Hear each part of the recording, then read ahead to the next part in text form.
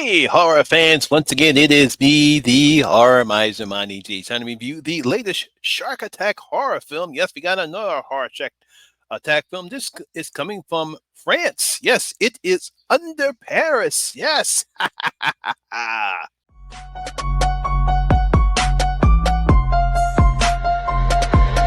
ready for this?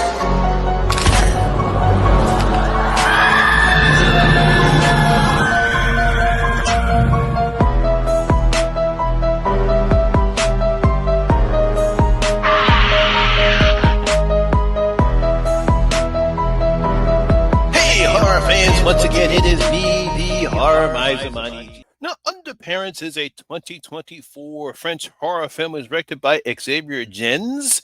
It was written by Yannick Dahan, Maud Haywing, and Xavier Gens. Now, the film stars Bernice Bejo, Nassim Lays, Leah Levant, I think that's how you pronounce her name, and Aurora Petit.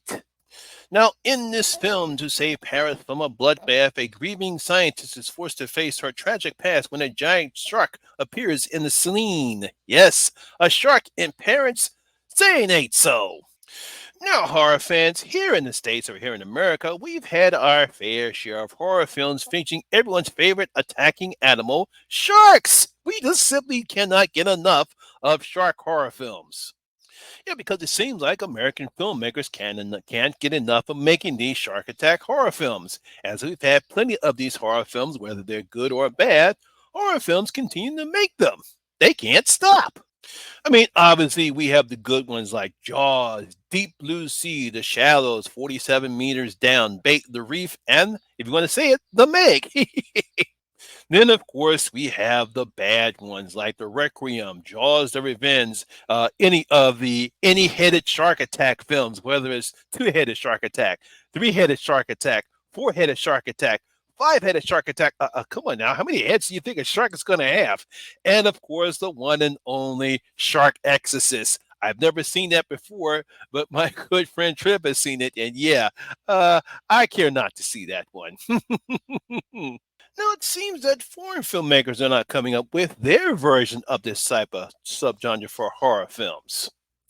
And that brings us to French film director Xavier Gens' latest project. It's called the Shark Attack horror film from France. It is called Under Paris.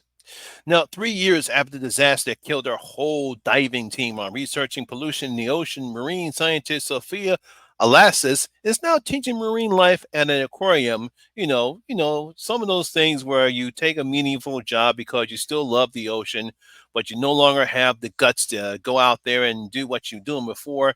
And you got to teach these bratty ass kids about the ocean and surely show no respect for it. Now, there, she meets a young environmentalist activist named Mika, who convinces Sophia that one of the sharks her team tagged with a beacon has somehow made its way into Paris swimming in the saline. What? How'd that happen? No, of course, at the same time, what a convenience this is, the World Triathlon, I'll get that right, championships are coming to Saline for the first time in Paris.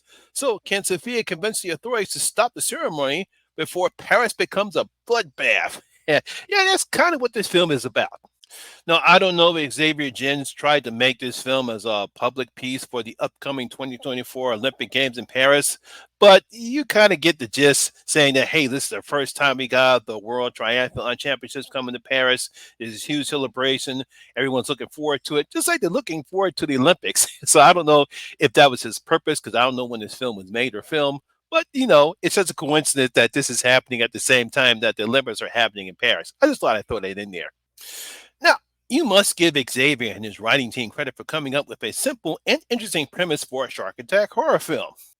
I mean, this isn't your basic premise here like we've seen so far in the shark attack films here in the States. No, this is not like Something's in the Water that came out earlier this year, Open Water, or Sand Sharks.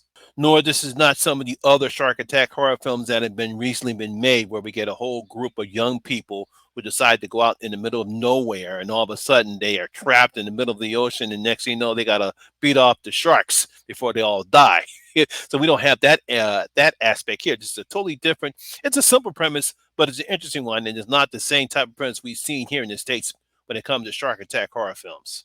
Because this seems to be an intelligent shark attack horror film with a strong but flawed female lead with Sophia and a rugged co-star with police boat Sergeant Adil. I think I should pronounce his name. Now, I know what you're thinking, horror fans, because with Sophia and Adil, you're going to get alien vibes here, and that's what I'm sure horror fans will compare them to Ripley and Hicks from Aliens, because you can see it right there.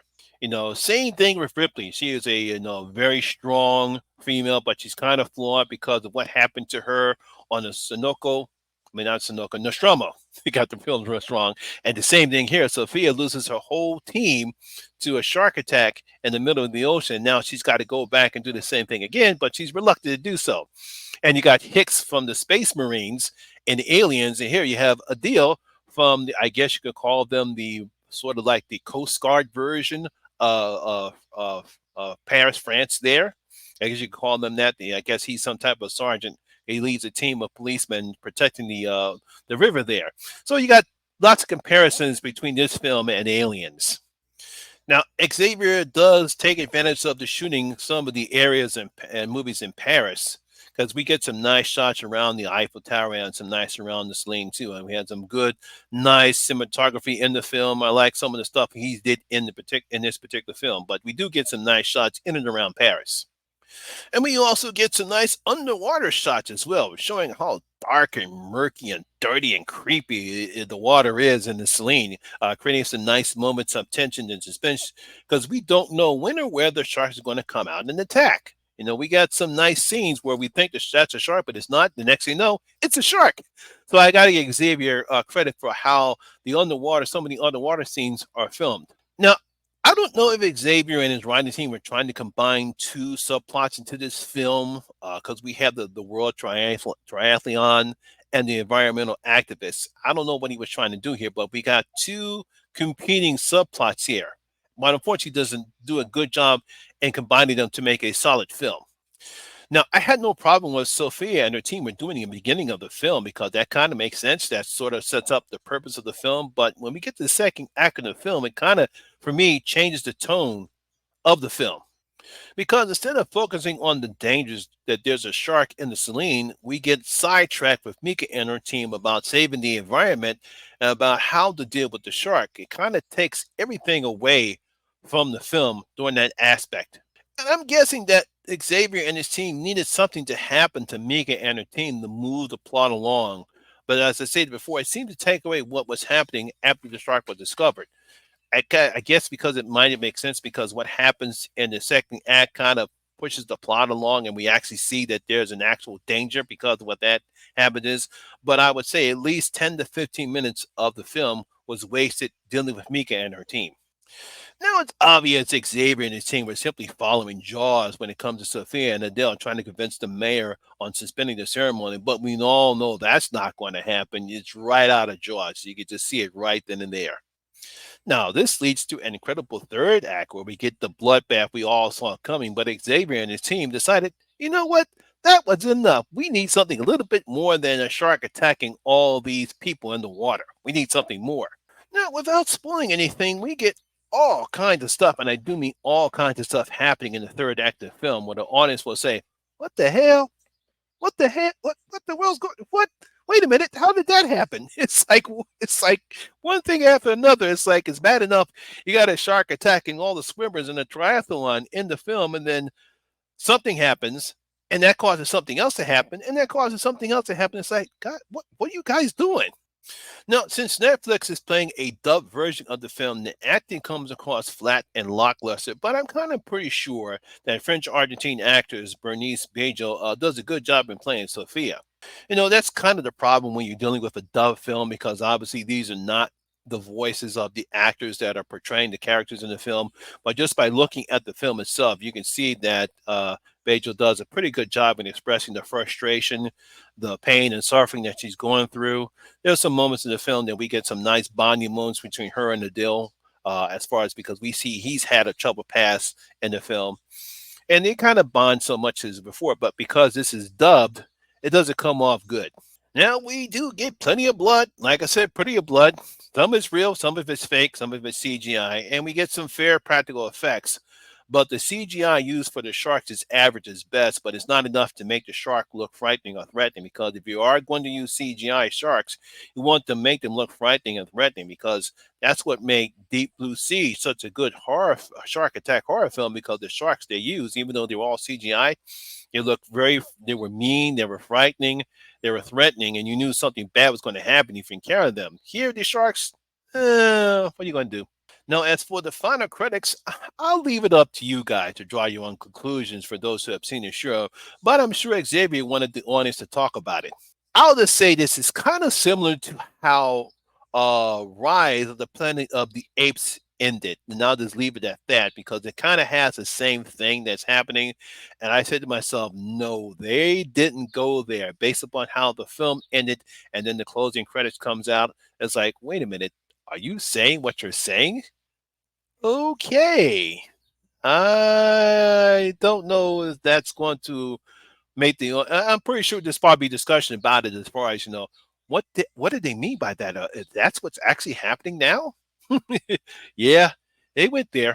Now, overall, while this isn't the worst shark attack horror film I've seen, it does have its moment. Yeah, I think it's serviceable at times, but again, like I said, I would really have to see the actual film where they're talking in French and see the subtitles, because I think we get a better understanding about how the actors are portrayed. Because that's one of the reasons why I love Infested so much, because it was a subtitle film, so we actually got to see the actors speaking in their native language. And I believe that Xavier should have taken out some parts of the film and added more others to make a decent shark attack horror film. Like I said, it's okay, and then it's not okay. It's kind of in the middle. So I'm going to give Under Paris only 2 out of my 5 bloody gold coins. Like I said, it's an okay shark attack horror film. It does have its moments. We do get some nice scenes, especially in the third act of the film. But I think Xavier overdid it when it came to the third part of the film. And of course, we had the final credits. It's going to leave a lot of people talking and saying, "What the hell?" So it only gets 2 out of my 5 bloody gold coins. So there you have it, horror fans. That is my video and review of Under Paris. Hope you did enjoy it. And if you did, please give it a thumbs up, like, and share. It really helps out with the YouTube algorithm. Have you seen Under Paris? Like I said, it is playing on Netflix. So have you seen it? What you thought about it? Please leave your comments in the comment section below and tell me what you thought about the film.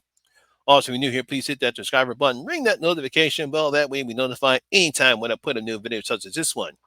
Once again, my name is Lamont Smith, better known as the Horror Miser Monty G. And always remember that horror rules. And I see you in my next video. That guy, stay safe out there.